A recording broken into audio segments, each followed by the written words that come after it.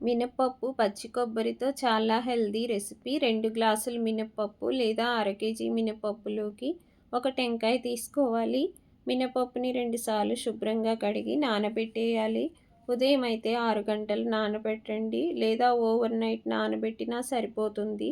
మినపప్పుని, కొబ్బరిని కలిపి గ్రైండ్ చేసుకోవాలి. కొబ్బరి చిన్న చిన్నవిగా కట్ చేసుకొని గ్రైండ్ చేయండి. గారెపిండికి ఎలా గ్రైండ్ చేస్తామో అలా గ్రైండ్ చేసుకోవాలి. గ్రైండ్ చేసుకున్న పిండిలోకి రుచికి సరిపడా ఉప్పు, కొంచెం సోడా ఉప్పు వేసి కలిపి వెంటనే ఫ్రిడ్జ్‌లో పెట్టేయాలి. ఎప్పుడు ప్రిపేర్ చేసుకోవాలి అనుకుంటే అప్పుడు ఇడ్లీ కుక్కర్‌లో ఇడ్లీ ఎలా ప్రిపేర్ చేస్తామో అలాగే చేసి కంప్లీట్‌గా ఉడికిందా లేదా అని 1, 2 సార్లు చెక్ చేసుకొని స్టవ్ ఆఫ్ చేసి సర్వ్ చేసుకోవటమే. ప్రోటీన్ అండ్ హెల్తీ ఫ్యాట్స్ ఉన్నటువంటి హెల్తీ బ్రేక్‌ఫాస్ట్ రెడీ అయిపోతుంది. చాలా తక్కువ టైంలో ఈజీగా చేసుకునే బ్రేక్‌ఫాస్ట్. టేస్ట్ చాలా చాలా బావుంటుంది. తప్పకుండా ట్రై చేయండి.